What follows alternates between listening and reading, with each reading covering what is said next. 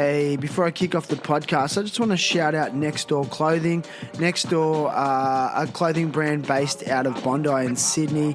They're making really nice jeans and shirts and hats. So go and check out their full range at nextdoorsydney.com.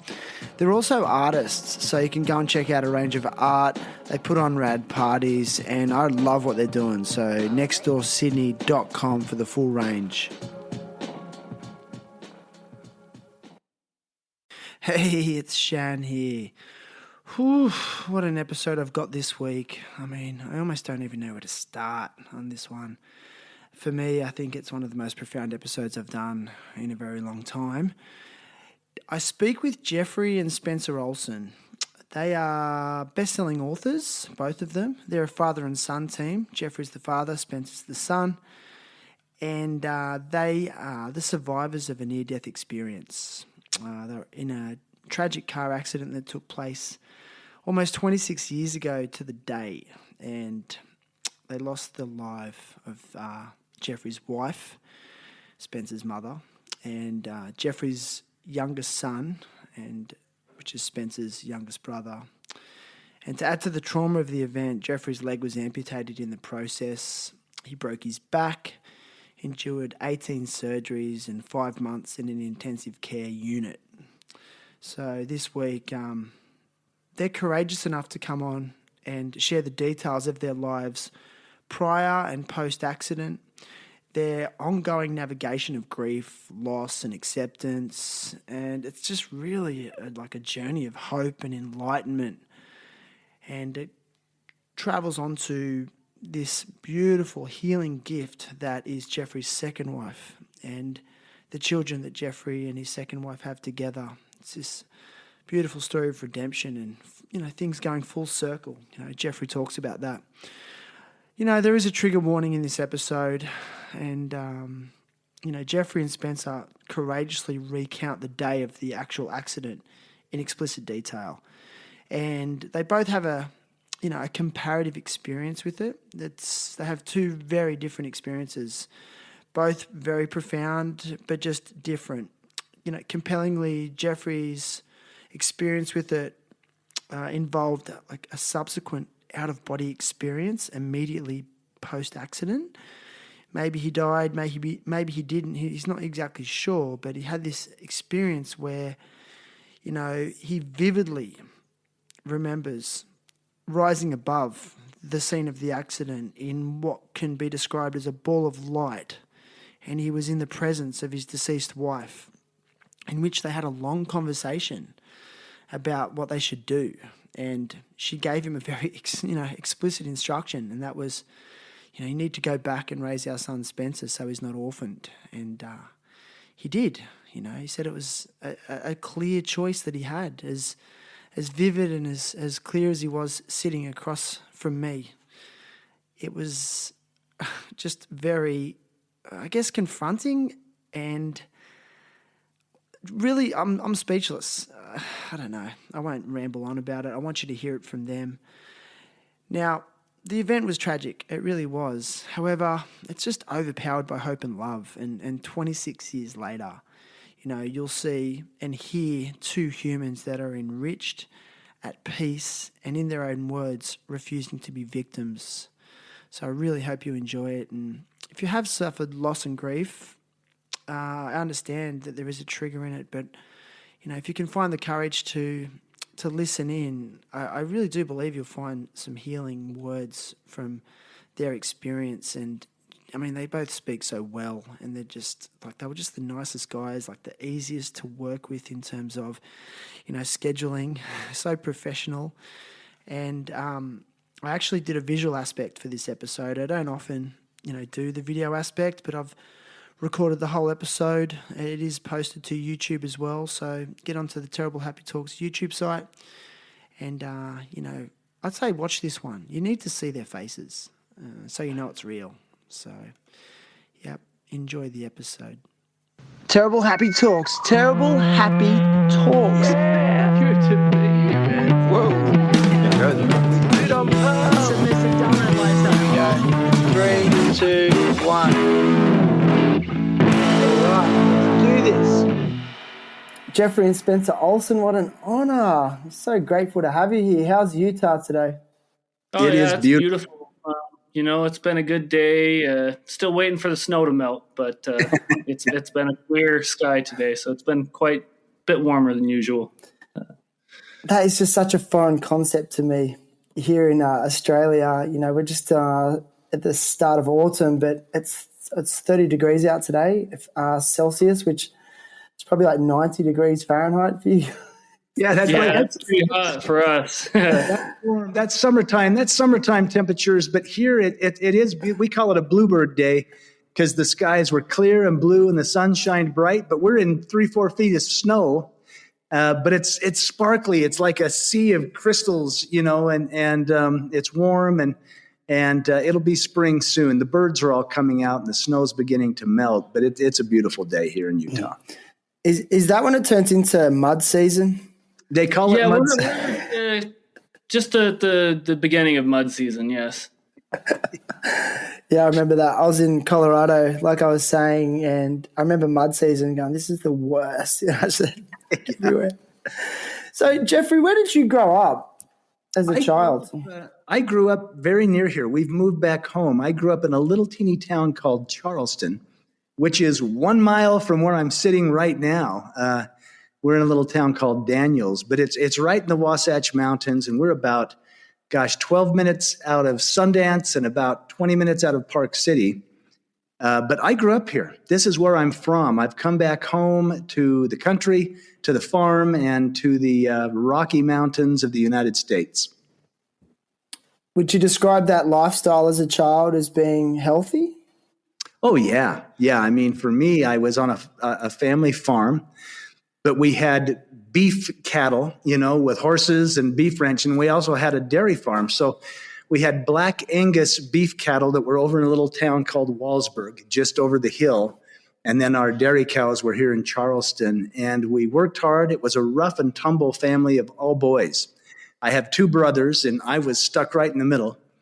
And it was interesting. My mother and father divorced, and we would spend time with my mother during the week, and then we would come up with my father on the weekends on the farm, and we ended up staying full-time on the farm.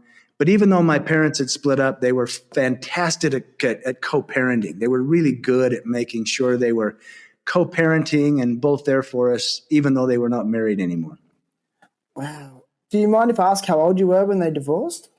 I was 4 years old.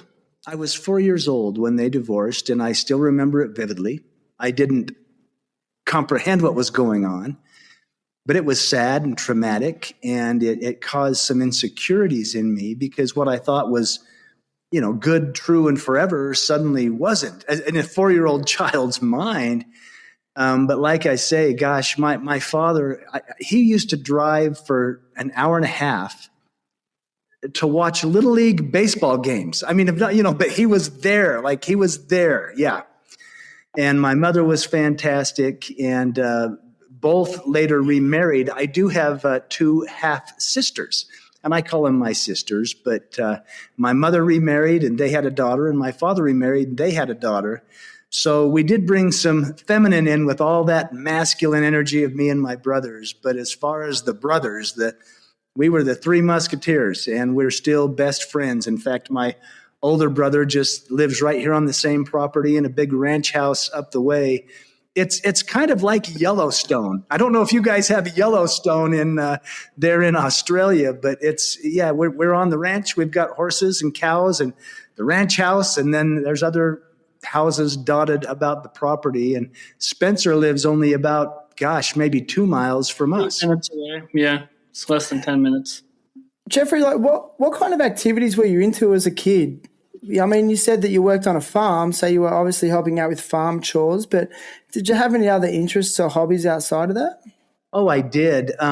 It was sports, and I did everything from wrestling and baseball to football was my sport of preference, American football.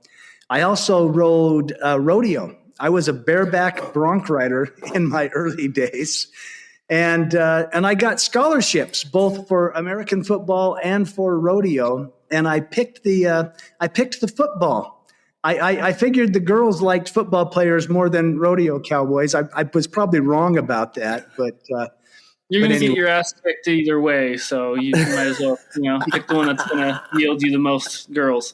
Yeah, the most.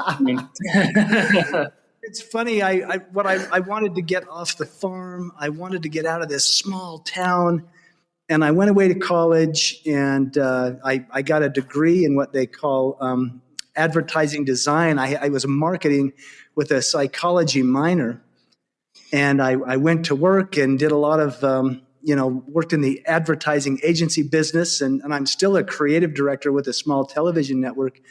But it's funny, I was so rushed to get out of town and get out of the small town.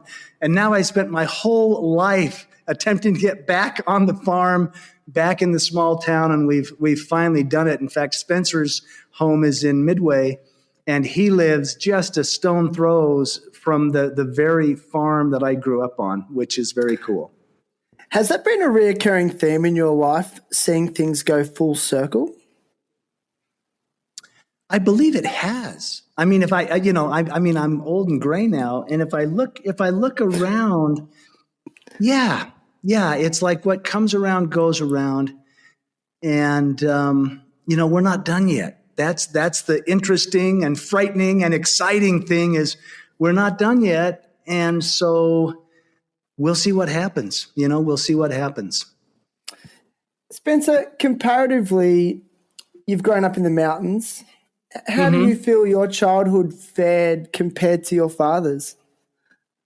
It was traumatic in different ways, but, where he had his trauma at about 3 or 4 years of age, I had mine at 7, and it wasn't a divorce that, ripped things away from me, but it was the automobile accident that we were in. And, at that age, at 7 years old, I lost my brother and my mom in a car accident. My brother was only 14 months old, and my mom was about 31.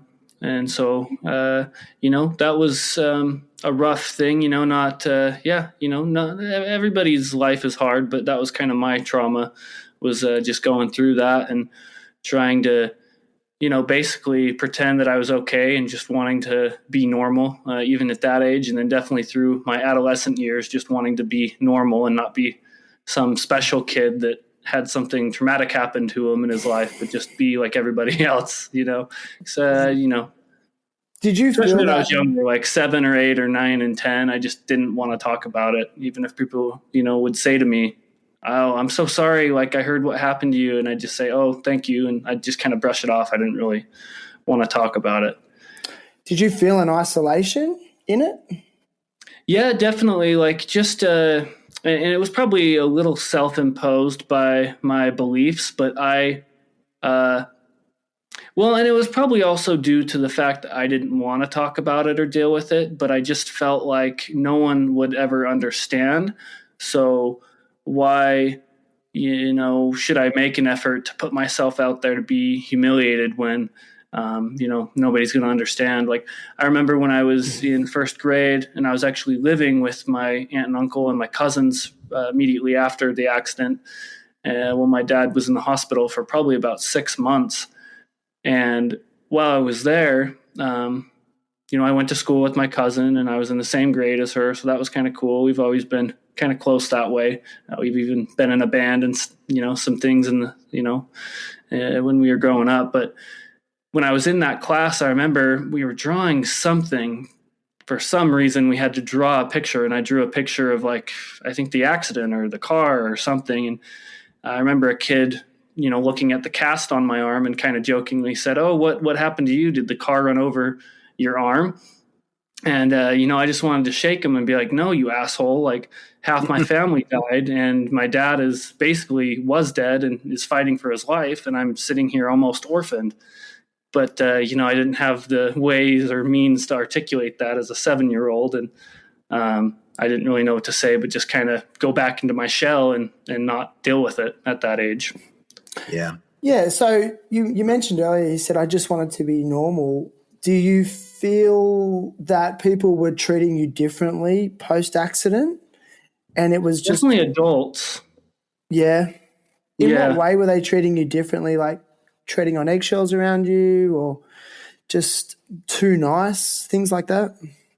I haven't given that enough thought. And I appreciate you having us on today, because that's we've done a few podcasts and I don't think anyone's ever really asked that.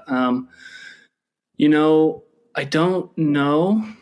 I think it was probably something I could just feel, other than something that was explicitly stated or done to me. It was more of just maybe I'd hear other adults. Definitely, I remember times where my aunt and uncle were talking to their neighbors about what had happened, and it was kind of this hush hush thing, but it was like they were still talking about it. But yeah, I observed some things during that time, even when I was well enough to be around, and I would overhear conversations, and I would have people come and say to Spencer, "How's your dad doing?" Now, he's 7 years old, right? "How's your dad doing?" But I never heard anybody say, "How are you doing?" And Shannon, you've caught us at a really beautiful and tender and special time. I mean, actually, yesterday was the 26th year anniversary of the accident.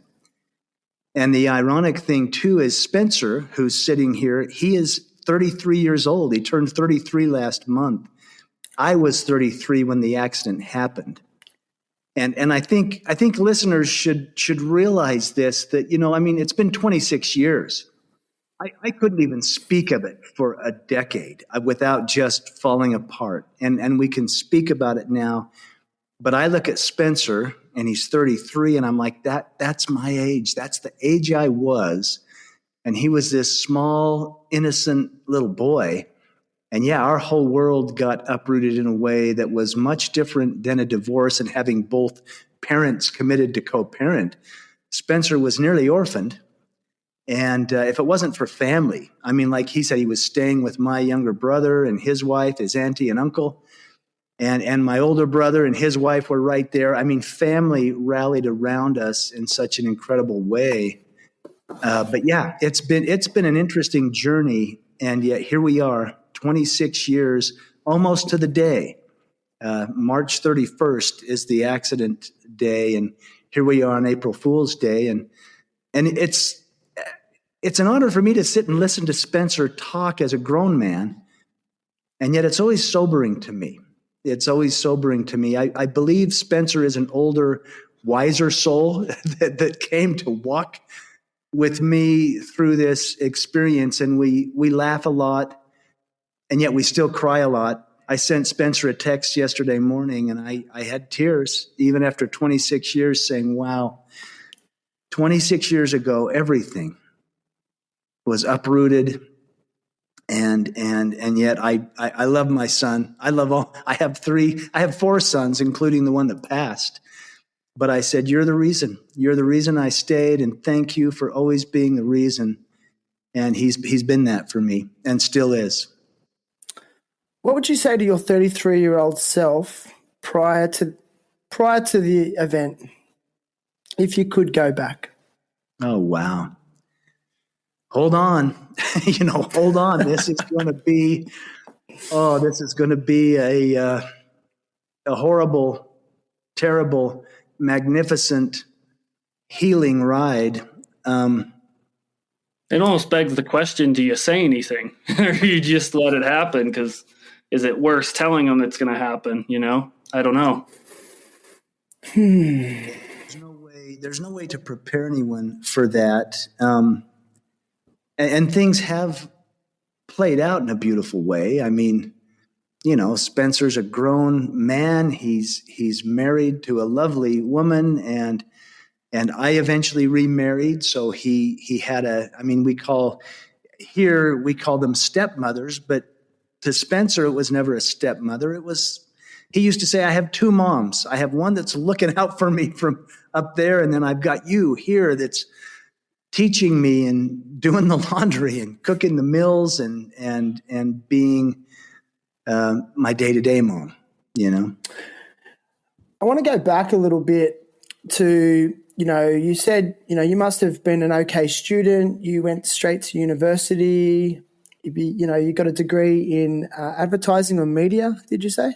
Yeah, it was called advertising design. And yeah, I'm a creative guy. I was always been amazing. Drew pictures and did that. And I don't know that I was that smart, but I was creative. I was a good student because I went to class and I paid attention and I could retain information. Spencer's the brilliant one. He got his mother's brains. He was very bright.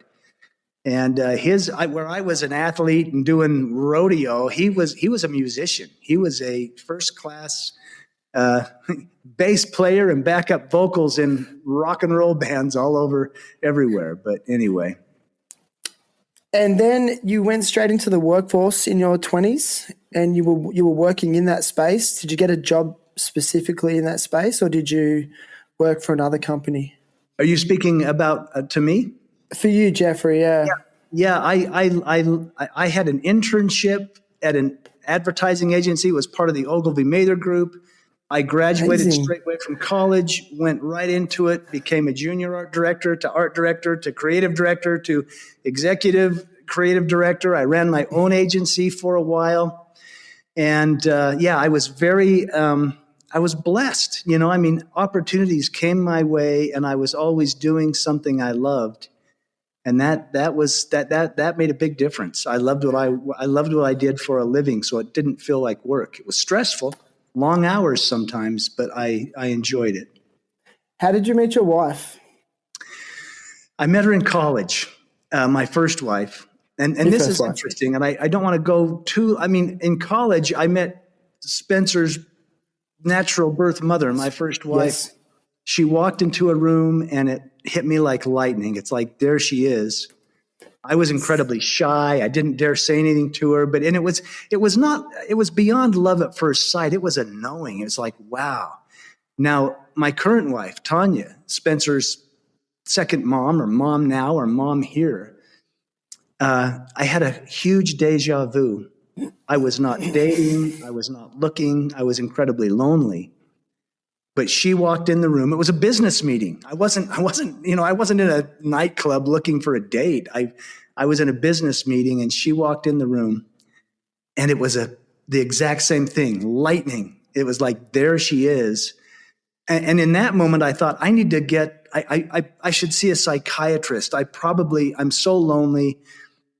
I'm grieving. This can't be.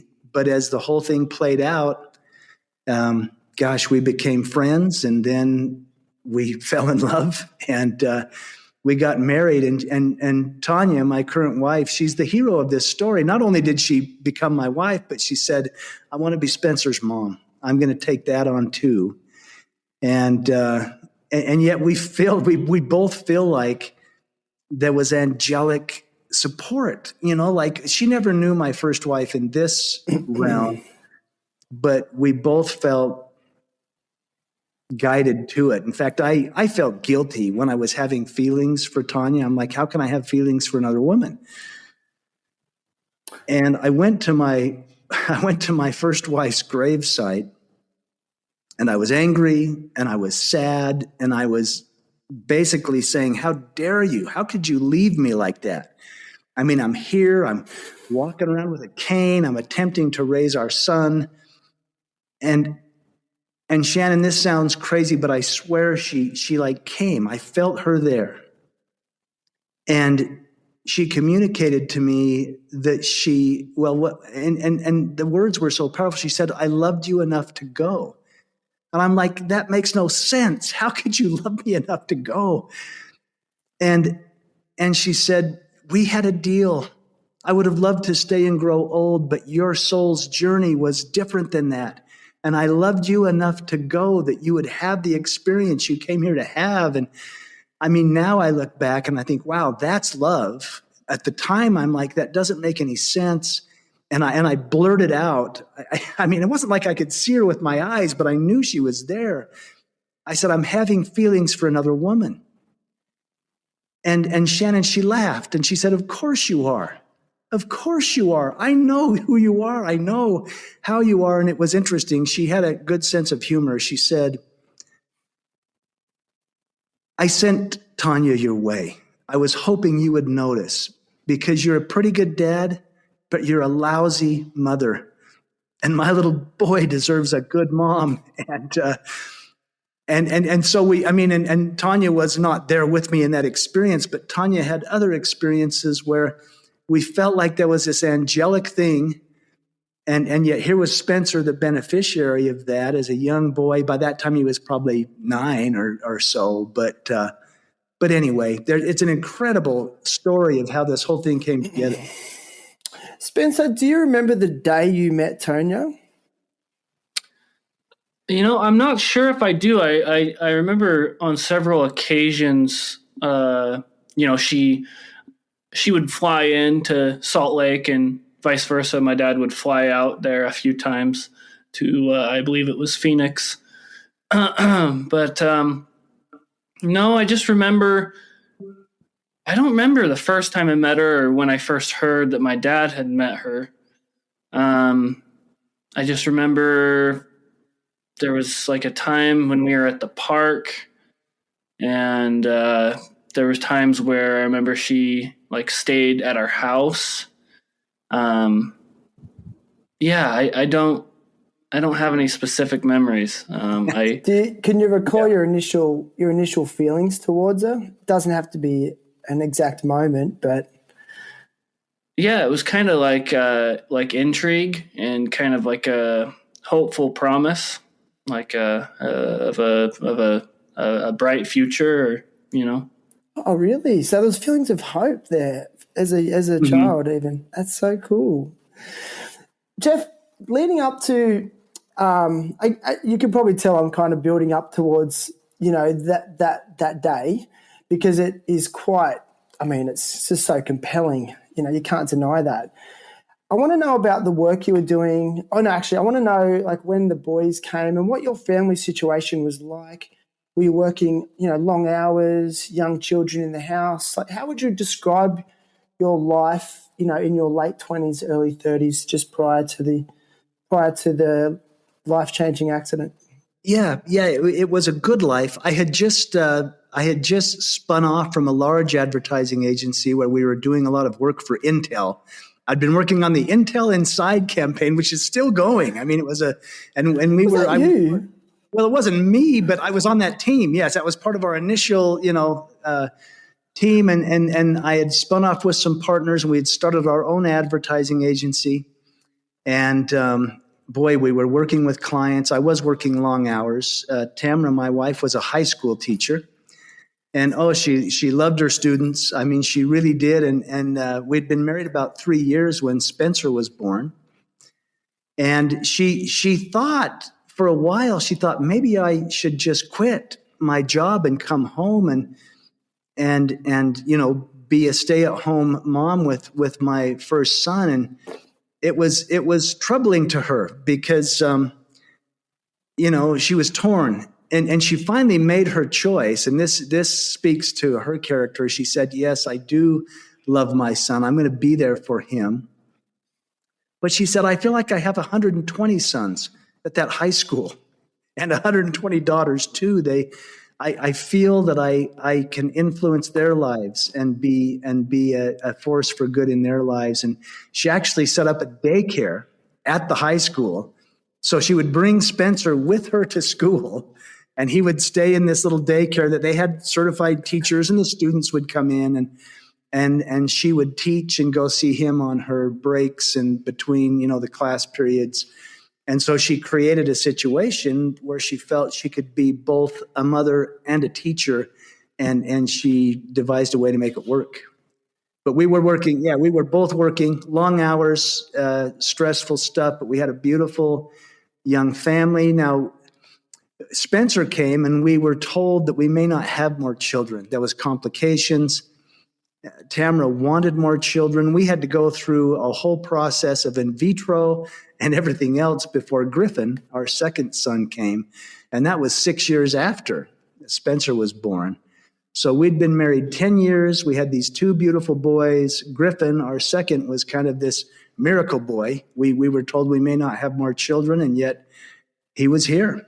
And that was the scenario. Yeah. Yeah, so I'm going to just whatever your comfort levels are with talking about the actual accident, it is obviously very compelling. It's also, traumatic, and I'm not aiming to trigger anyone. And I'd be very interested to hear, about that day.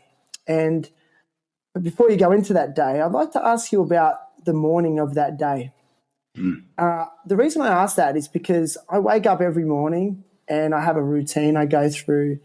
And as I'm getting older personally, I'm realizing that you just never know what the day is going to bring. You never know what the tide's going to wash in. You never know which direction the wind's going to blow and how your day can change on a dime for good or bad, or what might appear to be bad but is actually good. So do you remember the morning of that day? I remember it vividly, Spence. I don't know if you remember it. Oh, yes. Okay. I could go into it briefly, but I just remember that day. I remember it was really windy, and my grandfather, my mom's father, took us to the park, and we were out playing. That weekend had been Easter weekend, so we had the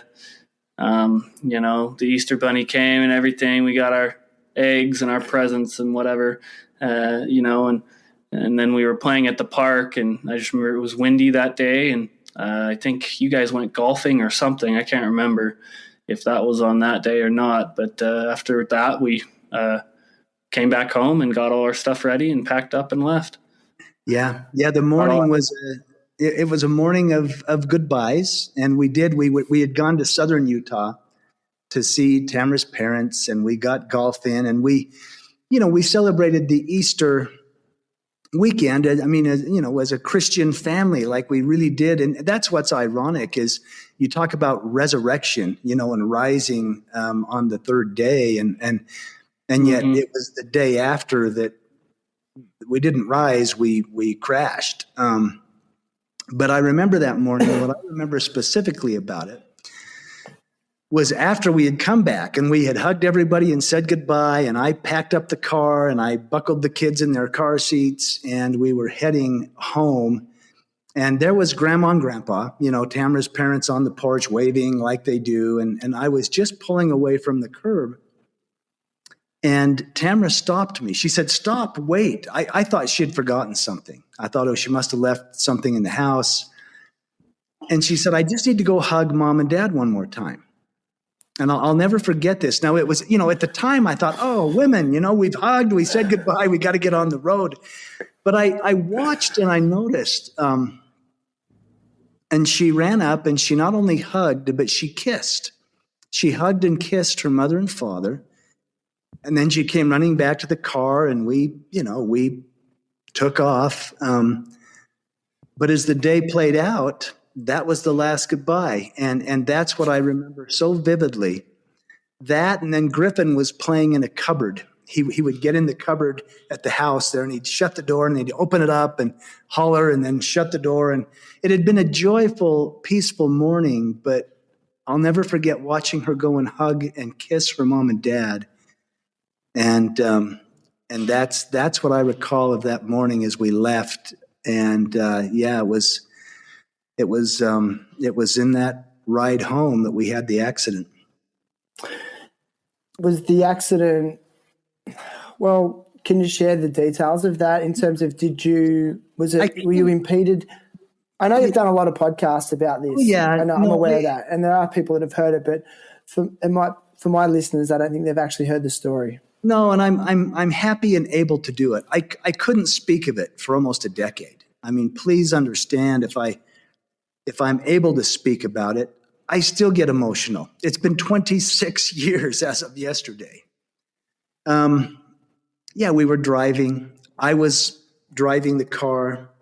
Tamara, my wife, was the passenger. Spencer was behind me in the back seat, and then Griffin was next to him in his car seat. And I put the cruise control on. I'd set the cruise control at about 75 miles an hour, and we were driving. And it was incredibly windy. There was reports of strong crosswinds. There was reports of a red pickup truck, lorry that was driving on the road erratically. I remember the wind. I don't remember another vehicle. And the hardest part of the story is I may have actually dozed off. I may have just nodded off at the wheel. And there's no excuse or reason for that. But I think as parents, gosh, I was working the 14, 16-hour days trying to make a business go. I just opened my own ad agency. And yeah, I may have just dozed off. And as I did, I swerved to the right, I overcorrected to the left, and I lost control of the car.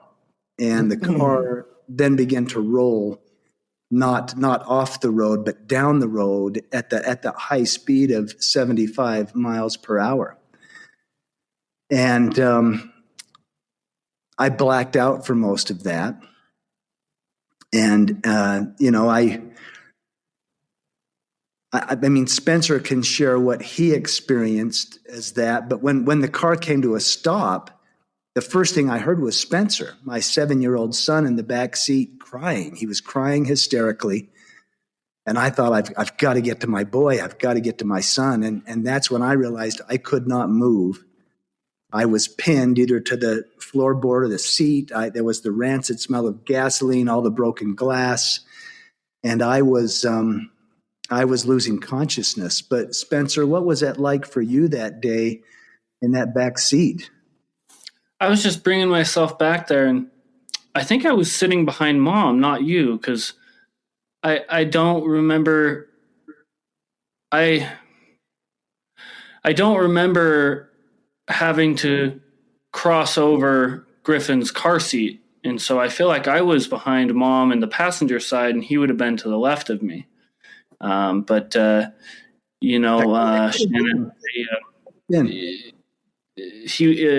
he was ejected from the car, and so I always, when I tell this part of the story, I don't recall seeing anything or being aware of that fact, and I think there was something larger at play that kind of stopped me from seeing that.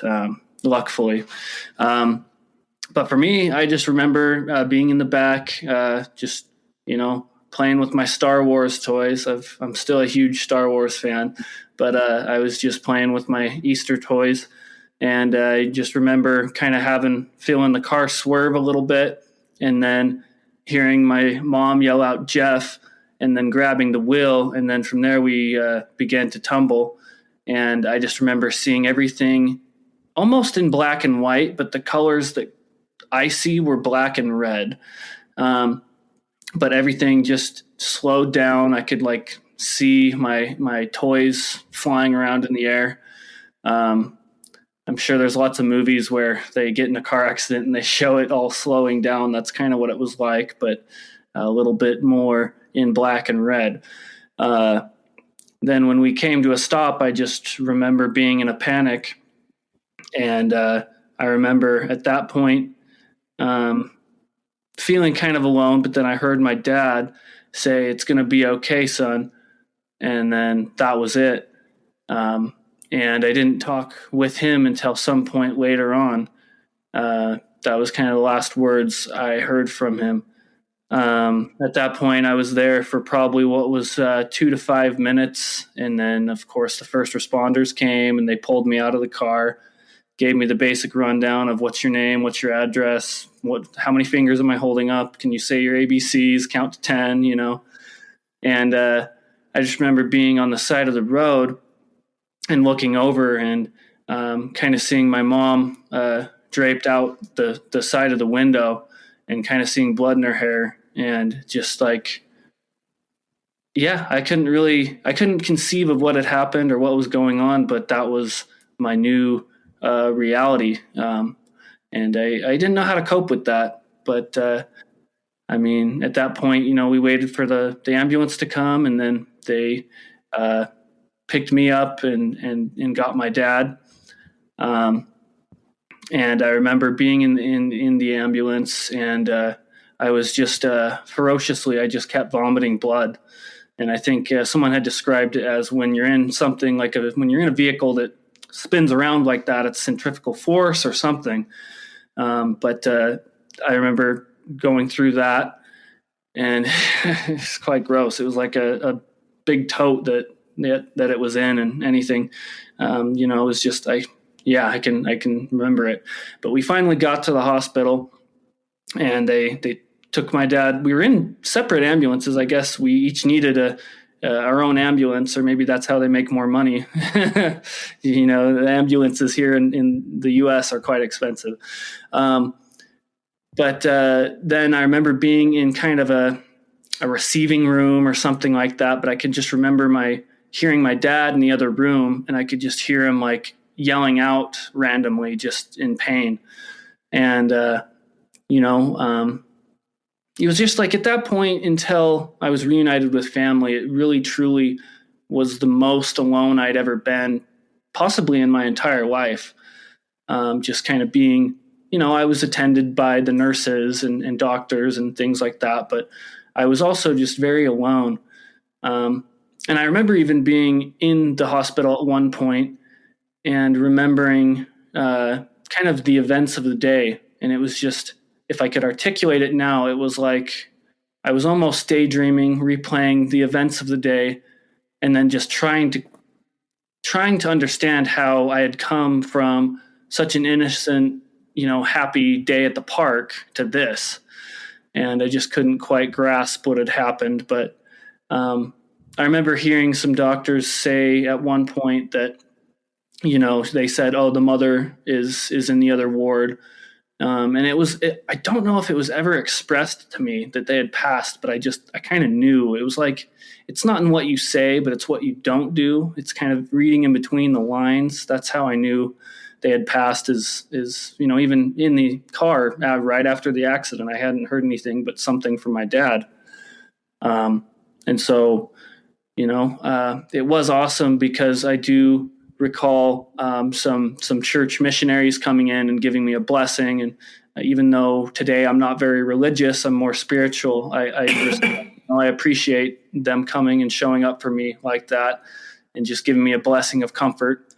One of the nurses, I was going on about my Star Wars toys. She, during her lunch break, came back and gave me some toy that I didn't care about because it was something I already had, or it was a double. But like, thinking about that just made that was really, that touched me, because that's really kind for someone to do something like that. But we were held there for a while, and then they life flighted us out to the hospital in Salt Lake. Yeah, that's tough. Pass it off or something. Shannon, you can see why it's tough even for me after 26 years. And my experience was different and yet the same. I remember saying to Spencer, because there I was, and I was not aware of my injuries. I knew I couldn't move, and I knew I was losing consciousness. And what had actually happened was both of my legs had been crushed and shattered. My left leg was eventually amputated above the knee. My back had been broken in 2 places. Ironically, it didn't sever the spinal column. I still have movement. My rib cage was damaged. My lungs were collapsing. My right arm had almost been torn off. And then the seatbelt had cut through and ruptured all my intestines. I didn't know any of that. All I knew is that Spencer was crying, and I did. I was able to speak and say, "It's going to be okay." And I thought, in my mind, that's such a lie. It's not okay. Half the family's gone, and I was aware of that. I knew because no one else was crying, and I could see Tamara next to me. I knew at the scene that both my wife and Griffin, our youngest son, were gone, and that's the worst hell a man could ever be in. And the guilt, it's like I was driving the car. I wanted those 2 seconds back. And yet that's when the near-death experience happened. It was in that darkness. And go ahead. Well, yeah, that's so. Did you die for a moment in that period of time? Were you actually dead? I left my body. Nobody pronounced me dead. I was not pronounced dead, but what happened is, in that trauma, suddenly I felt light. like light came and surrounded me. And it was comforting me. It was such a traumatic, I mean, we didn't share these things to be morbid or graphic. It's like that was the worst scenario. And then suddenly this light came and surrounded me. And it felt as if I was rising above the accident scene. And suddenly I could breathe and the pain was gone. And I thought, what? In fact, I was thinking, how can I be okay? What's going on? What's happening? And then in this light, in this bubble of light, if you will, Tamara, my wife, suddenly she's there. Now, I knew she was deceased at the scene, and yet she was there, gorgeous, radiant, as beautiful as ever. And she kept saying to me, Jeff, you got to go. You got to go. You can't stay. You've got to go. And we literally had a conversation. We had a conversation about if I stay with her, Spencer would be orphaned. And we had a conversation and kind of made a deal that I was coming back and I was going to raise our boy. But that meant leaving her. And I learned a lot about choice in that moment, because here I was looking at the woman I loved more than life. And yet I knew I had a little boy in the backseat of that car who was going to be okay. Did you feel like you had a choice? Yeah. Like you could have decided? I could have decided. I felt like I had a choice, and yet it was like no choice. I mean, here's Tamara saying, "You've got to go back. You've got to go back. You can't stay. You've got to go raise our son." And yet I felt like I had a choice. I in fact, from that moment on, it's like we always have a choice. I felt like this, and I chose to come back. I chose to come back. And I mean, I later found out that, I had to be extricated from the car, and I was airlifted or life flighted from this little hospital. They rushed us to a little country hospital down where we had crashed. I had to be life flighted to the nearest level 1 trauma center based on my injuries. Did you come back to consciousness for that? Yeah. Were you conscious for that? No, I had no idea. I knew I had crashed the car. I knew I had told Spencer it's going to be okay. And the next thing I know, I'm in this other place and I'm speaking to my wife. And I say vividly. And the crazy thing was when we made that choice, when I said goodbye and made the choice to come back, it was only then that I found myself, I say myself, my soul, my consciousness was moving about this hospital, this busy level 1 trauma center. And I was seeing doctors and patients and nurses and even families of the patients, but I was so aware. I mean, I was seeing them, but I was aware of them. I was aware of everything around me. And everyone I saw, I knew them. I knew them perfectly. I knew their love, their hate, their challenges, their motivations, their peace. I was them and they were me. I now call it a oneness. There was a oneness. I was completely connected, and there was no judgment. There was this overwhelming feeling of love, even in all the trauma. I'm like, wow. I mean, for instance, a nurse passed me, female nurse, and she seemed completely unaware of me. But in an instant, I felt her life. I felt, and when I say felt, I was aware of, almost as if it was my own, the abuse she had received as a child, the physical, emotional, and sexual abuse. And it was so gut-wrenching, and yet in that same instant, I felt her magnificence. I thought, look at her. She's here healing, helping, serving. And everyone I met, everyone I saw, there was this, I saw them as magnificent. You developed like this intuition or empathetic intuition? Well, I'm calling it now a knowing. That's the title of my personal memoir. It was knowing. I just knew what I knew. And you still have it? No, not like then. I mean, I eventually came up to a body or a man laying there that I didn't feel anything from, which I thought was odd. And that's when I stepped forward to look. And that's when I realized, oh my gosh, that's me. But it wasn't me. That was my body. I was having this incredible connected experience. But I believe that's when it really hit. Wow, I'm dead. I'm out of my body. I'm not that's my body. And I'm here in this incredible consciousness. But I also knew I've got to get back in. I got to get back in. And that's, again, a choice. I didn't have to figure out how to get back in. We have no idea how powerful our thoughts are. It was the intention. I'm going back in. But then back in the body, the weight, the grief, the pain, the trauma, the guilt. It was so difficult. It was so heavy. And I was ventilated. They had a big tube down doing the breathing, and I couldn't move my legs or my right arm. They eventually tied down my left hand because I kept grabbing at everything. And I was in the hospital for 5 months. I had 18 surgeries in all. I mean, I was in ICU for a long time, basically in and out of consciousness. But I knew Tamara had passed. I knew Griffin had passed, and I knew Spencer was okay. But it was, I learned a lot, that's for sure. I mean, on how many occasions did you go through a large period of time, and you still may go through this, although I do doubt it, where you do wish you didn't come back and that you wanted to die? Oh, yeah. It was especially in that first 5 months, alone in that hospital bed at night. The grief was so heavy. Even when, I'd experienced this incredible out-of-body thing, but and it's in my memoir, I actually, and it may have, I was on morphine and other narcotics by that time, not when I had the experience, but I begged my brothers.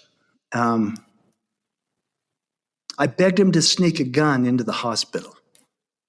I said, can you I have one good hand. Just get me. I'm going to end it. I can't do this. But then I would remember, and this got me through many dark nights of the soul. I thought, but I made a deal. I told her I would come back and raise our son.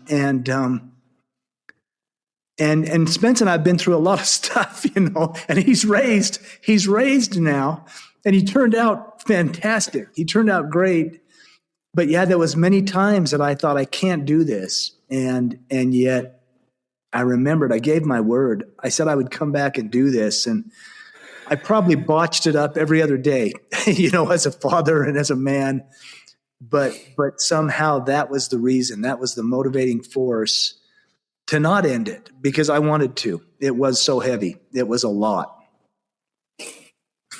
And you're glad you didn't, right? Yeah. And you're glad you didn't, obviously. I sometimes think, gosh, I could go to that beautiful place. There was nothing but love and peace and connection there. But that dark night of the soul that you mentioned, in your opinion and your wisdom, do you feel that every human will have their own dark night of the soul? Yes. And Shannon, this is what sounds crazy. I think that's why we came. I think we left all that light and all that beauty and all that love to literally experience what we're not, to experience that dark night, because only in the contrast, because of the dark night of sorrow, wow, do I ever grasp joy?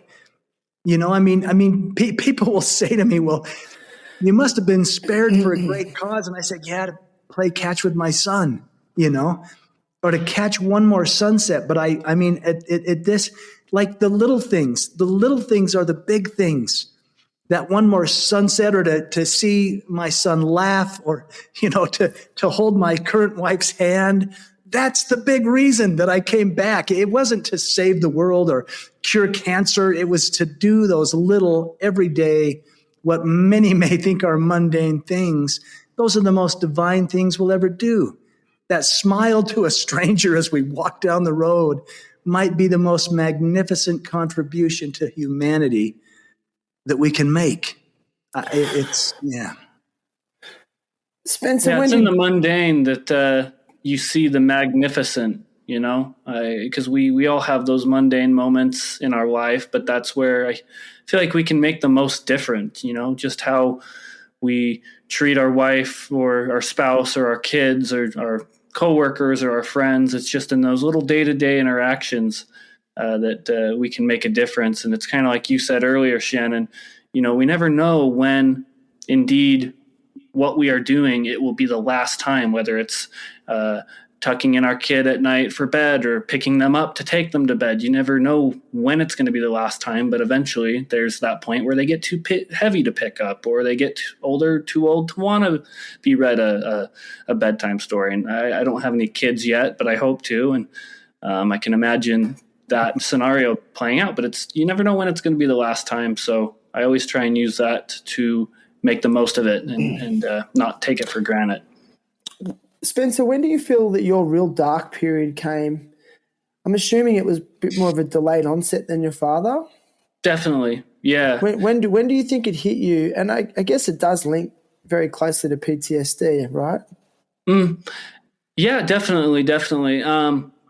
So it hit me more in my teens. I grew up, had a pretty good childhood. It was, wasn't perfect, but comparatively, it was really great. And there was times where I had friends in junior high that was like, "Oh my God, I heard what happened to you and your family. I'm so sorry." And I would just kind of say, "Oh yeah, I know. Thank you." Like I didn't really know what to say, but just kind of say thanks for their pity and brush it off. But it was later on when I got a little older and started to really question, I guess, my dad's experience. And that was honestly kind of fueled from a jealousy of not having had my own experience. I was just so furious that if there was a God, why would he give my dad this beautiful experience? And yet, I had nothing, which, let's be clear, the price to pay for the ticket is not worth the ride, But at the time, I just was jealous that I didn't have any beautiful experience. And, I was very much alone through a lot of that experience until my dad came out of the hospital and we were reunited. But again, I still felt like no one really understood what that was like or would ever understand what it was like. And so I remember me and my dad sat down and we talked about this, and he was just like, "Gosh, if I could just give you anything, like, if I could give you that experience." Or I remember him even saying, "If I die, I want to be able to come back and like give you a sign." And he was just so empathetic of the whole situation. But I was just very upset that I didn't have something like that. And what I later found was that I had kind of dismissed some experiences that weren't anything spectacular, but they were just little things that if you look at them, they're signs, like I had a dream when I was 14 years old, and in the dream it was very, very vague and, very, you can't recall it. It's kind of the events of the story are kind of, misty and it's hard to recall, but I remember it was wrapped up in a lot of judgment, of self-judgment, of my self-worth. And, there was a bit of a religious theme of like a Catholic priest judging me for all of my wrongs and just my imperfections as a human being. But through that, I remember my mom came to me and just basically communicated to me that she loves me and that she will always be there. She's there and she'll always be by me. And, I somehow just kind of forgot that when I got a little older and was looking for more of a very spectacular event. But if I could share anything with people, it's like, don't dismiss the small things, because it might be things that you could just brush aside and say it doesn't mean anything. But I think largely we make meaning in our life, and you can either wait for something magnificent and really undeniable to happen, but it's also just how you frame things. If you are always thinking that the world's out to get you and that nothing's ever going to work out, well, even if, it's your perspective. And, even if things are hard and they're against you, if you have the attitude that, you're going to trudge forward and you're going to make it work, you're going to do a lot better than just, being a victim, essentially. Oh my God, man. Thank you. I so need to hear this, dude. It's amazing what you're saying. It's hitting me. I won't talk about myself, but it really links very strongly to how I'm feeling. So thanks, man. Yeah. And I must admit, the experience that you had, Jeffrey, first I want to go one step back. That quote you said is rattling around in my head, like the little things are the big things. And I'm going to hug my kids when I see them next. I'm going to hug them, and the other thing, that experience you had, Jeffrey, was would you describe it as like ethereal? It was, here's the crazy thing. This is ethereal. That was so real. What it felt like is, now I'm experiencing reality. This is the crazy, foggy, ethereal dream. That was reality. That was crystal clear. That was absolute clarity, absolute connection. Wow. And yeah, it's a great question, but this is ethereal. That was real. Because this life is a trip, man. I swear. And I say it all the time. And you've been it's like you've been to the other side and went, hang on, no, that's wow. If you didn't have that experience, do you think that maybe you would have got that gun into the hospital if it wasn't for that experience? I think that experience, when Spencer had nothing, he was a 7-year-old child, and I thought, I even thought, because I pray, I'm like, God, why? I'll give it all up, give him something. And yet I don't profess to talk to God every day, but the answer came and said, why are you judging his experience? Judge not that you be not judged. Love him unconditionally.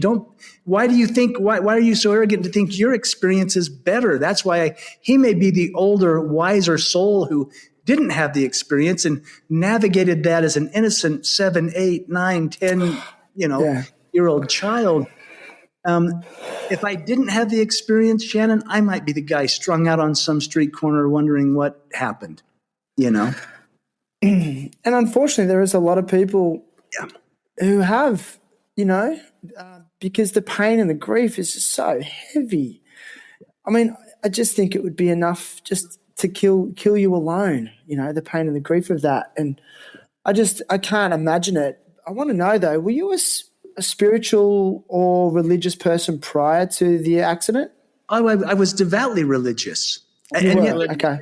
There's a difference to me. I was religious. You too, Spencer? Now I'm far more spiritual. And I Really? have nothing against organized religion. I think it's critical that we have community. We have a place to gather with like-minded people. But yeah, I made the transition from being religious and doing what was right and doing what I was supposed to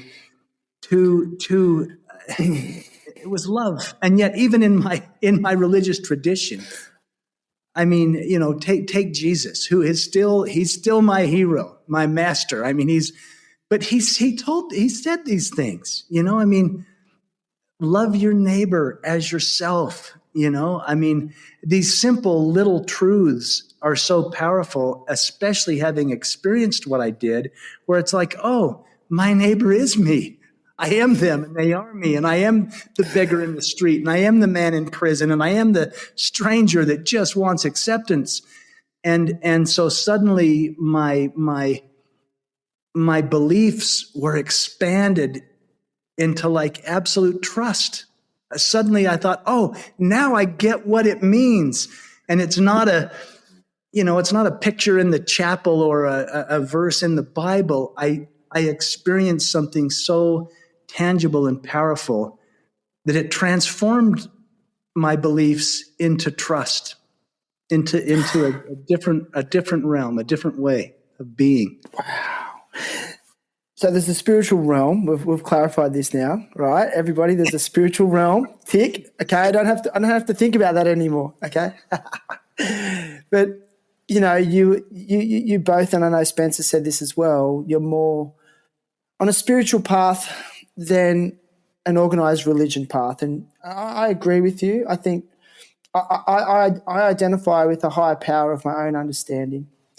Okay, and I don't technically gravitate towards a religious denomination. Like, why do you feel that maybe that has changed for you? I think we were shocked out of it. Shocked it. I mean, honestly, for me, if I may speak for a second, and maybe speak for you a little bit, Dad, is that we were given kind of precepts or concepts from religion, but then we experienced the difficulty and harshness of reality. And it kind of made us realize that, okay, well, there's these teachings that are great, but to follow them, just very strictly, it divides people. It's over here, no, we're the right religion. Over here, no, we're the right one. Over there, no, we have the right answer. And I think religion is man's experience of awe and wonder that they try and put into a written down guide of how you need to live their life, when really I think that experience was maybe just for them. They could share it, but it would be applied differently to everyone. And so for me, I've kind of had a journey of religious to spiritual to agnostic, atheist to now I'm kind of agnostic with a Christian twist, whereas I treat everyone as if they had a divine spark in them and that we all have something to contribute. But, it doesn't matter to me if there's an afterlife or if there isn't. For me, if there is, great. But all I do know is right here and right now, I'm experiencing, I'm alive, I'm conscious. I'm going to make the most out of right now. And if the lights just go out when I die, then I'm not going to be aware of it anyways. So I'm aware right now, and I want to make the most out of it right now. And that's beautiful. I think for me, what it did is rather than being on the right path, and being worried that I'm doing it right, just love overtook everything. And I experienced a afterlife. It's like, okay, there's no fear of death anymore. And part of this out-of-body experience, which I won't go into tonight, you can read about it in Knowing. Eventually, I did go into the other realms. I was able to see my son that passed, Griffin. I was held in the arms of God. And so for me, that was all very real. It's like, and this is where Spencer said as a teenager, well, what do you mean? I mean, I never experienced anything, but it transformed my beliefs and they became overwhelmed with love, where I wasn't looking somewhere for the divinity and the divine out there. I was seeing it in everything. I was seeing it in everyone. And it still took me years until I could finally forgive myself, until I could finally get to that point where it's like, okay, I was driving the car and this happened. I wasn't speeding. I wasn't, I was sober. I mean, I didn't do anything wrong. But when I could finally forgive myself and look in the mirror and see the divinity within my own eyes, that's when the healing came. And that took a decade. Wow. It took a long time, It's a long journey of grief and loss. I was just thinking, I wonder, why do we have to suffer and go through pain to have these realizations or these changing perspectives? Do you think it's necessary? Well, is it necessary to understand light without darkness? I mean, is it necessary to enjoy a hot shower without having cold water? I think it's all a matter of balance and experiencing two polar opposites to find the happy medium. It could be. I just might be a knucklehead. Like I just learned the hard lessons where, I think some people can go on the mountain and be enlightened and they're changed forever. But that's the thing. Everybody has their perfect path. I don't think there is a way to awakening or to enlightenment or to peace or whatever you want to call it. I think there's my way and your way and Spencer's way, and all these ways are perfect for the soul's expansion. And it's when we try to put it in a box or try to define what it has to be or should be or what it must look like. I think that's when we box in God, and God can't be boxed. It's bigger than that, and we're bigger than that, and yet we're all part of that too. To me, it's that we're all part of that, and we all have our contribution to make, and we all have our separate path to walk. And Spencer has his own destiny, far different than mine. And that's okay. Yeah. We don't have to. It'd be so boring if we were all alike in the world. If we all looked alike and acted alike and believed the same things. Even I do believe in love. I do believe in love. That could be the universal. That could be the universal belief, I suppose. Yeah, there's something that I love that my wife says, and it was something that she grew up in the same religion as we did, but she started to kind of question things, and they didn't like that. But she basically said, if we're all so different and we're all so unique, why would God create one religion that we're all expected to follow? Like, shouldn't there be differences? And I really like that, because there is the path, but it's our own path. It's for us alone, and we can learn from other people's experiences, but really there's nobody but me or you, and we walk our own path, and we might have help, but ultimately it is our own path to walk, and only we can do it. Got to walk through the fire. My mum said that to me when I was going through hard times. She's got to walk through the fire. There's no easy way around anything, And that's where the magic happens on the other side. But do you guys get reached out to often from people who have experienced trauma and severe loss and grief and ask for guidance or advice?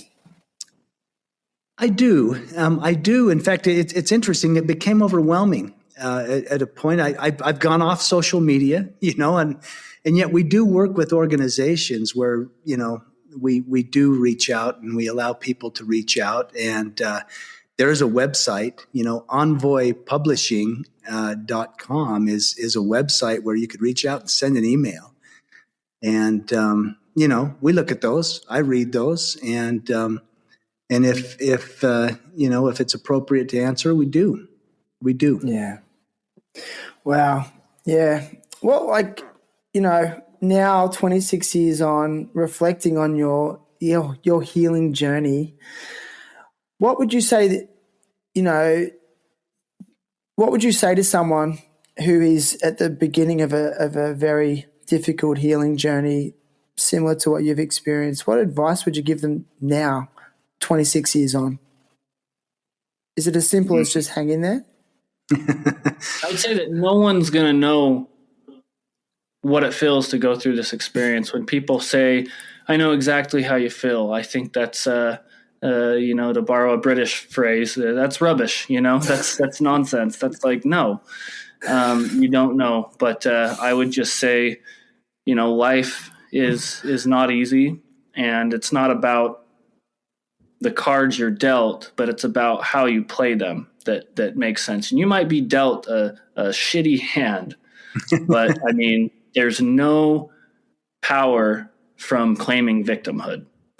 But I believe that there is power in, picking yourself up and dusting off the dirt and getting back up again and continuing forward. Because when I think about those that I look to as role models, and Dad, you're one of them. Yes, sir. It's about the weight that they carry and how they carry it, and they don't claim victimhood. They don't, bitch and moan and say, "Oh, woe is me. This is so difficult." But it's just the people who buck up and they carry it, and they just do it so gracefully that that's, if we could all just pick up our burden, whatever it may be, and just carry it as best as we can, just pick up the load that we can and bear that, I think society would be so much better off if we could just all do our part in making, the world a better place. Like that's truly something I believe. Like personal accountability, But I love what you just said. There's no power in victimhood. Yeah. It's just the best call, man. It's so true. And it's so easy. It's easy to be a victim. I mean, anyone can do it. Well, it's safe. It's for a lot of people, it's familiar as well. And you might get empathy, Yeah, and for a lot of people, as a child, they were victims, and they, as a child, doesn't know any other way but to be a victim, and then that's reinforced throughout their whole life, and they default to that. It becomes their default response. And I think, when you have this solutions-based approach and go, okay, well, here's the problem. I'm going to try different means of working through this, and it really sounds like you two just leaned into that pain and that anguish and came out clean on the other side, like the Shawshank Redemption, went through a tunnel of shit and came out clean on the other side. I mean, it's such a good metaphor for life. Not giving up. I love it. And wow, man, it's just, I don't know. I I'm love kind of that. speechless. Yeah, it's a great film. It's a great film. In fact, when Tonya and I were married, we honeymooned in Zihuatanejo. We went in the Shawshank Redemption. It's funny you bring that up. You would have never known that, but that's where we inspired by the movie. Yep. You went there because you were inspired by the movie, like you heard about the beautiful little place. But yeah, I love that film, and it's like, let's go there. Oh man, it's amazing. So, gentlemen, I want to ask, what's the future look like? I'll start with you, Spencer. What's the future look like for you now? Where are you heading? Just a lot of self-care. No, just making a family, and we just moved up here, and we want to raise chickens and have some livestock, and we just moved in before this unprecedented year of snow. So we've got, a big yard to take care of. Lots of trees were brought down from the weight of the snow. And so it's a lot of just kind of working on ourselves and just, making the most difference we can in our close circles, just kind of taking care of each other. And, I work as an electrician, so I'm working towards my journeyman there. But it's just a lot about, just kind of taking it a day at a time and enjoying the small things and making a beautiful home. Are you guys trying to get off the grid a little bit? Yeah. Maybe. Not like prepper status, but it would be good to, just to have a garden and have some chickens and we'll see. We talked about having a beehive and some goats or, Yeah. Personally, I feel you mentioned about how a lot of people in society fall into victimhood. I agree with you. I also feel like a lot of misery in society is caused because people are disconnected from the natural environment. Yeah. They don't know where their food's coming from. They're not growing their own food. They're not, connecting like that. So when I said off the grid, Jeffrey, you kind of like, are you living off the grid? No, I'm not off the grid, but I would like to. And here's the interesting thing, Shannon, when you bring this up. You talk about spirituality. And I'm a guy, I still go to church. I still have a congregation and a religious affiliation. But I'll tell you, my spiritual, connection, I've become very close to the indigenous people here and the Native American people and how they live and what they felt and why. And sweat lodge and gathering in a drum circle and also just honoring and acknowledging what happened, what was done to such a beautiful people. In your country, the Aboriginal people, I have a fellow that plays a big didgeridoo.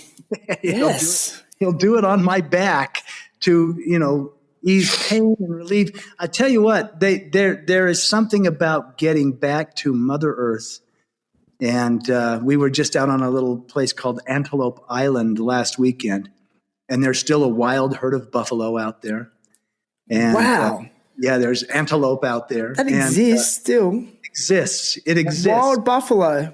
Wild buffalo. And, someone hasn't like tried to capitalize on them, you know? well, it's protected. It's a protected. Oh, it's national park.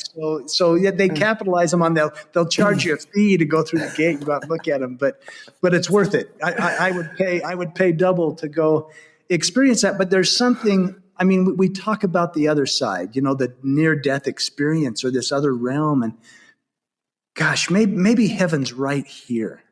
You know, maybe there is nowhere to go, or I mean, maybe that's the point: is stepping out of victimhood, stepping into our divinity, and saying, "Wow, what heaven can be right here," and to connect to that and be with that. That's what I'm referring to spirituality, like literally blessing the day I've been granted, like I have today. I mean, what's in the future? I don't know. I don't even know if I'll be here tomorrow, but I have today. And what am I going to do in this moment to be my contribution to my family, to society, and to myself in some way that doesn't have to be big and magnificent, but it will be meaningful. It'll be meaningful. Yeah, and if I may, Shannon, yes, you know, that was honestly my biggest problem with religion is they always taught of a heaven, and it seemed like it was an excuse to procrastinate, and, you know, things will get better, or with a second coming of Jesus coming back to you know, get rid of all the wicked and save the righteous. It always seemed like it was putting things on the back burner when really it's about having heaven on earth right now and making the best of it that you can. So yes, yeah, I totally just flipping the script. We're flipping the script. Like we're in heaven now. Like it's amazing. I saw a comic. I've never thought of it like that, dude. Ever. I saw a comic strip about this. It was actually quite good. It was a comic, and it was this fellow that had passed, and he was at the pearly gates, and there was the keeper of the gate, Peter, or whoever you might believe that is, and the person at the gate said, "How was heaven?" You know, I've never heard of that. You know, it's like, it's boring up here. Gosh, go down there where you can get your face dirty and, you know, run with the buffalo or whatever you're going to do, and then, you know, we'll do it all over again. I don't know. There's so much. You know, the pessimist in me, my mind, and I'm working on this, gravitates towards everything that's wrong with the world. You know, and you know, I know there's a lot that's right with it, and there's a lot of beauty, but I think this disconnection from nature and disconnection from community and disconnection from ceremony, and that's what our Indigenous tribes and our Indigenous elders did consistently, and they acknowledged the spiritual realm from day one, and we somehow deviated away from that. You know, we found our enlightenment through a blue screen on a computer or a phone. And look where it's getting us. We're getting sadder and sadder. And, you know, the data that comes out around mental illness is just scary. It is. I'm a high school teacher, and I see I'm working with medicated teenagers constantly, you know, and I see how much pain these poor kids have been born into, and they don't know why. They feel so sad, you know. And that just weighs on me. I feel that it just hurt. But anyway, I'm just sort of rambling a little bit, but you see what I'm getting at. Yeah, take them out That's for cool. take them out for a spirit walk with the Aborigines, and they'll heal. They'll heal. Yeah, I was going to ask, Shannon, if you don't mind me asking, what do you teach, or what grades? Like, what do you? Yeah. Yeah. Well, I'm a high school teacher. I have been for 17 years now, and originally, because I was always the sports guy, you know, I grew up very much. I played a lot of soccer. Very much into skateboarding and surfing. You know, I was lucky enough to grow up in a coastal region. So I just gravitated towards sports. So I was a PE. Well, in Australia, we have a subject called PE, personal development and health. It's all combined together. So, you know, we're talking to the kids about not just sport, but we talk to them about their, you know, going through puberty, and we start to talk about feelings and emotions and risk-taking behaviours. You know, it's funny. And over the years of teaching it actually, through osmosis, started hitting me going, like reflecting on my behaviors. I'm telling the kids, like, don't abuse substances and don't engage in risk-taking behaviors. But then on the weekends, like I'm doing all these negative behaviors going, hang on a second, I'm a hypocrite. And so the job, but also the teenagers I've worked with over the years have just cracked me right open because they start asking questions and, you try to answer them honestly. And I'm like, but I wasn't. I was sometimes just bullshitting and trying to put on this face, this persona that I was this pinnacle of health and well-being, and I wasn't, and I felt like a fraud. So I decided to change. And about 10 and a half years ago, I made a very difficult decision to stop using any sort of substance, so alcohol and drugs. And I was numbing myself from trauma that occurred in my childhood, but also trauma that happened in my parents' childhood and their parents. I'm the offspring of parents whose parents, my grandparents, were war veterans, and they experienced extreme atrocities and the most heavy trauma. And they came back from these wars and they passed that trauma on to their children through their behaviors and actions.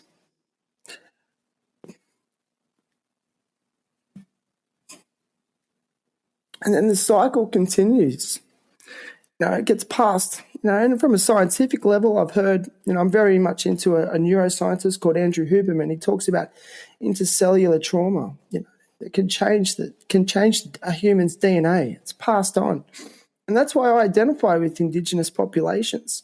In our country, we tell our Indigenous that they should get over it and it's time to move on. But, their children were stolen, less than 200 years ago. So I'm teaching kids whose great-grandparents were stolen from their parents, stolen from their communities. And I think that we need to acknowledge that there is this intergenerational trauma that pervades our societies.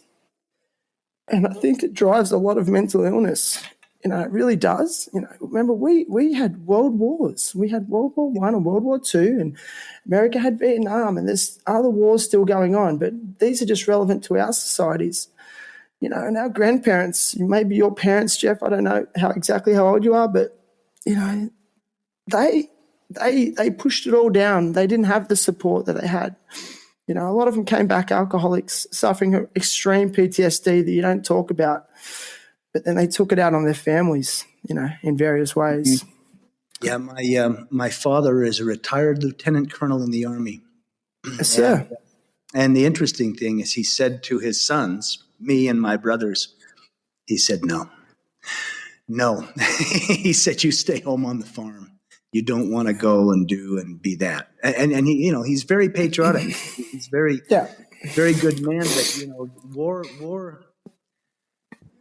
war is a horrible thing. And this DNA, this thing you're talking about, and we've lost that. I mean, in our country, they would send a young person on a vision quest to find out spiritually who they are and why they're here and what their contribution to the community is. And, we tell kids what to do and what to think and how to dress, and no wonder they rebel, and no wonder they don't know what to do, and no wonder they don't know where they fit, and they only can fit on a phone in a make-believe world of social media. And I feel you, brother. I mean, it's like, yes, let's get back to stuff that matters. And maybe that's why we're having this conversation, because each of us in our own way can do that, and you're doing it. Spencer taught music in high school. His thing was music, and he did that with after-school programs and other things. We all have our gift. We all have our thing that we bring. But yeah, we've got to heal ourselves as society, and it starts with me and you. I mean, we can only heal others when we finally heal ourselves, and yes, yet only in showing our wounds can we ever relate to each other. And that's this is a fantastic conversation. I could talk to you for 3 days. And more about that, and about what we do for our young people, and how do we support those that are grieving and hurting and traumatized, and the DNA that goes. It's passed on. It's in our DNA. And, exactly. And I've heard that, it can take up to 7, don't quote me here, but it can take up to 7 generations. 7 generations for that trauma DNA molecule, whatever it is, for the structure of the DNA to change again. Yeah. And I'm just like, so I feel like, maybe that's okay. Maybe our role in all this is, let's be warriors who change the cycle and change that DNA.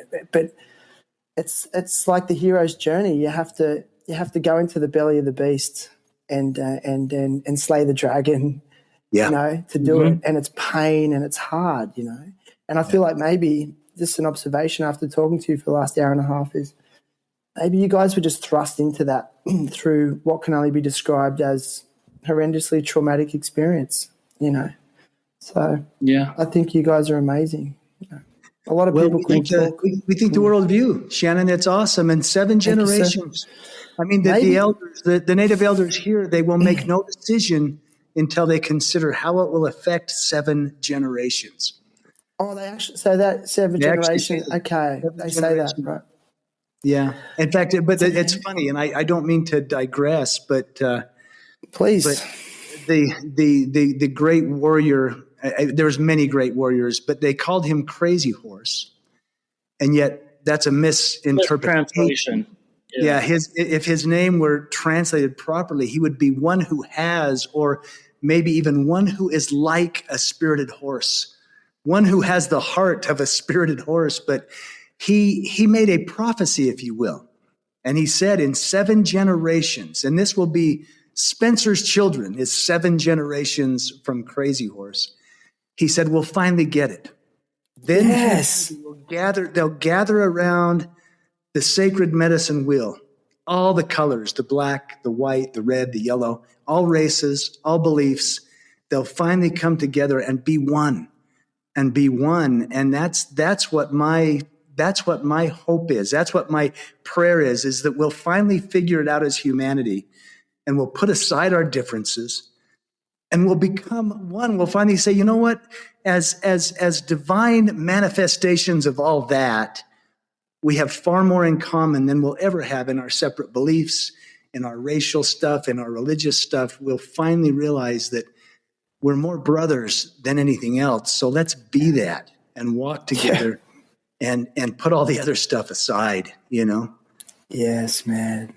Isn't that crazy that potentially Spencer's offspring is the 7th generation from Crazy?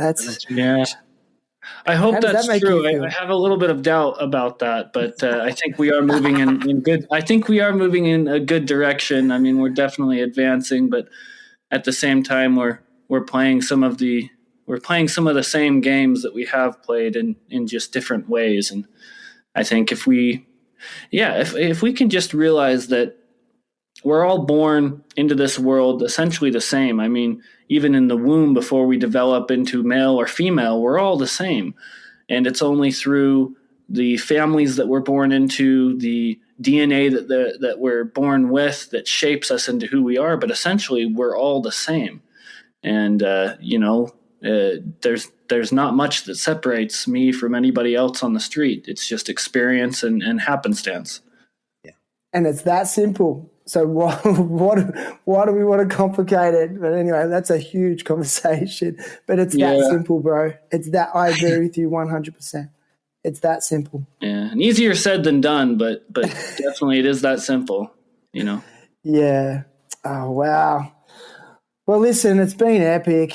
I mean, like you said, Jeff, we could talk for days. I feel that, and maybe I'll have to have you both back on for another episode somewhere down the track. Love to. And we talked about this at the start. I ask all guests to come with a cause they want to support or advocate for. In your instance, you've written a couple of amazing books, one of which is a bestseller, New York Times bestseller. Yeah, let me show you. I mean, I wrote Knowing, which was a bestseller. Yes. That's my personal memoir about the near-death experience. Yeah. However, Spencer and I collaborated on a book just recently, and I'll be brief about this.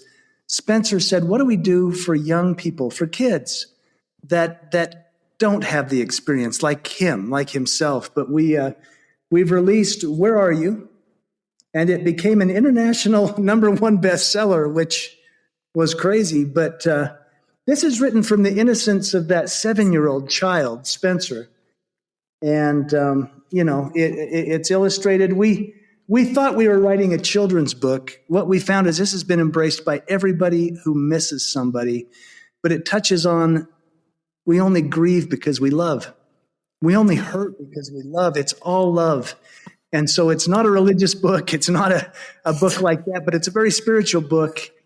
And it's for all people, all races, all beliefs, all genders. Anybody who misses somebody will love Where Are You? A shout out to an organization. Spencer and I spend time with it's an international organization called Helping Parents Heal. You can Google that or look it up. Elizabeth Besson is the founder and director of that. She's a dear friend of ours. But they work with not only parents who have had children pass, but also siblings who have had siblings pass. And Spencer is active in the Helping Siblings Heal. I'm active in the Helping Parents Heal, because it is about healing. It's about healing. All the other stuff, until we heal, we'll just flounder around, and it's time to heal. It's time for humanity to come together, and let's heal. Oh, man. You too. I love that. We only feel pain because we love. We grieve because we love, dude. It's so true. Yeah. That's what hurts. It hurts because we love. I mean, I think grief. It hurts because we love. It may be the highest form of love, it's powerful stuff. Anyway, the books are on Amazon. You can find us at Envoy Publishing, ENVOY publishing.com. And send us a note. Look up Helping Parents Heal. They're a wonderful organization they have representatives all over the world that are good listeners and that work with each other. It's about working with each other. It really is. And you'll find links to the books and the organization that Jeffrey was just talking about, and Jeffrey's website. I'll put links to those in this episode's show notes. So if you scroll down, click on the links, and that'll take you to where you need to go. You can find this episode on all of the major podcasting platforms other than what you're listening to right now, such as Apple Podcasts, Spotify, Buzzsprout, Stitcher, iHeartRadio, Podcast Addict, Overcast, and whatever platform you prefer to listen on. Please hit it always helps if you follow and subscribe, so we can get these amazing messages out, and you get notified as well. I don't really utilize YouTube. I've always remained an audio podcast. I do have some episodes on YouTube, but this particular episode, if you're listening, will also be on YouTube, so you can actually get a visual of the men, the warriors that are Jeffery and Spencer Olsen, and me, of course. And you can watch our conversation, on your YouTube. Most TVs have YouTube now. Isn't that a trip? So, yeah, gentlemen, what an absolute honor and a pleasure. So, Mr. Jeffery and Spencer Olsen, everyone. Dude, Shannon, thank you so much for having us, man. It's been a pleasure.